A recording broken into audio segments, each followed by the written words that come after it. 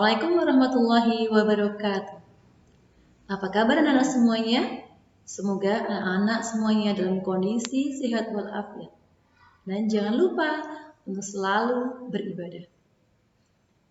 Anak-anak, pada kesempatan kali ini, Mutina akan menyampaikan pembelajaran dari tema 1, subtema 1, tentang tumbuhan sahabatku. Dalam subtema ini, kita akan belajar tentang beberapa hal.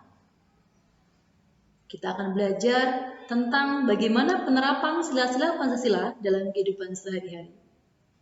Kita akan belajar bagaimana perkembangbiakan pada tumbuhan.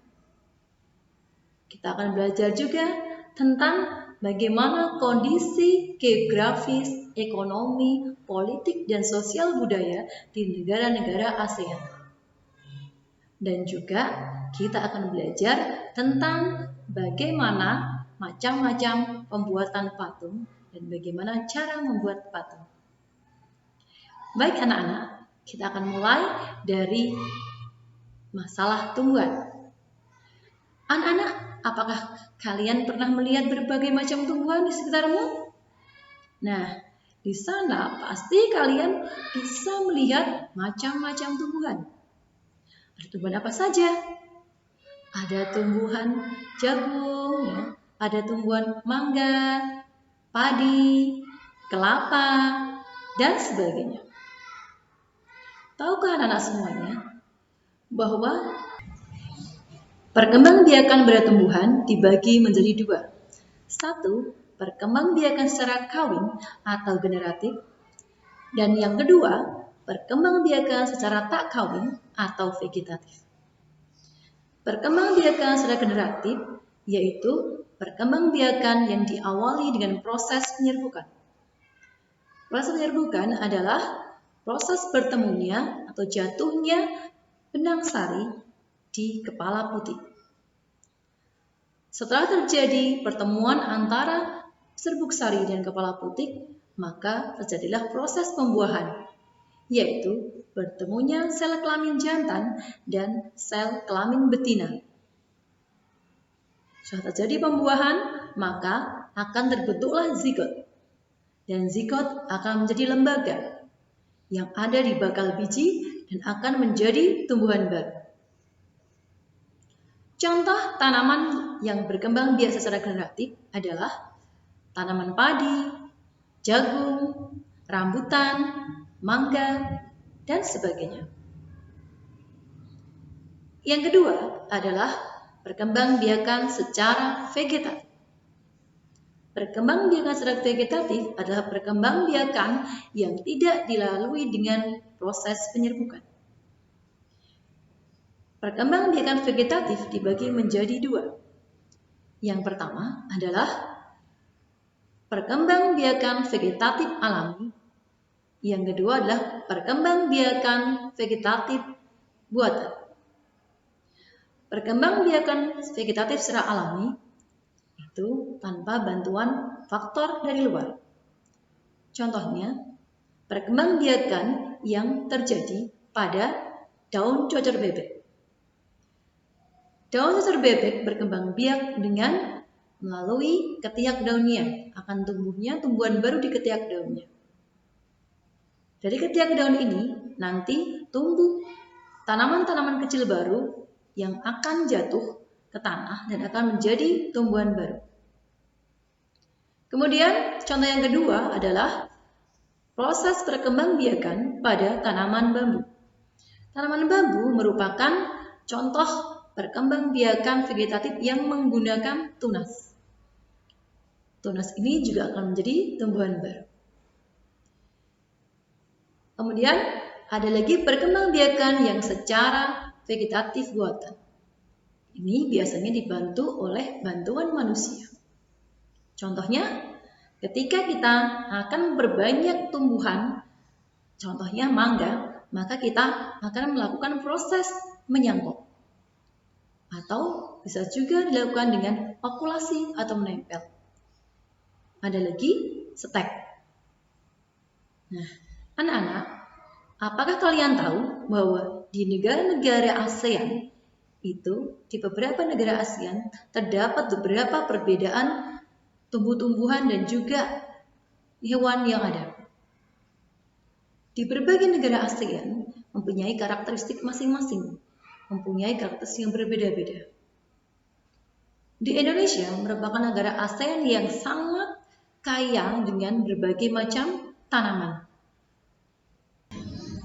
Anak-anak, sudahkah kalian membaca buku siswa halaman 36? Di sana ada sebuah teks yang berjudul Tumbuhan Sumber Kehidupan. Coba kalian temukan ide pokok yang ada di bacaan tersebut. Apakah yang kalian temukan? Indonesia merupakan negara yang terletak di garis khatulistiwa. Indonesia terdiri dari dataran tinggi, dataran rendah, dan juga perairan. Dataran rendah di Indonesia, contohnya adalah yang kita tempati saat ini, yang kita pakai sebagai tempat untuk bermukim ataupun berladang. Dataran rendah merupakan dataran yang mempunyai ketinggian 0 sampai dengan 200 meter di atas permukaan air laut. Tanaman yang bisa tumbuh di dataran rendah antara lain palawija, padi, tebu, jagung, dan sebagainya. Dataran tinggi merupakan dataran yang mempunyai ketinggian di atas 200 meter di atas permukaan air laut. Di Indonesia mempunyai beberapa dataran tinggi. Contohnya, dataran tinggi Dieng yang ada di Jawa Tengah, dataran tinggi Malang yang ada di Jawa Timur, dan juga dataran tinggi Alas yang ada di Aceh.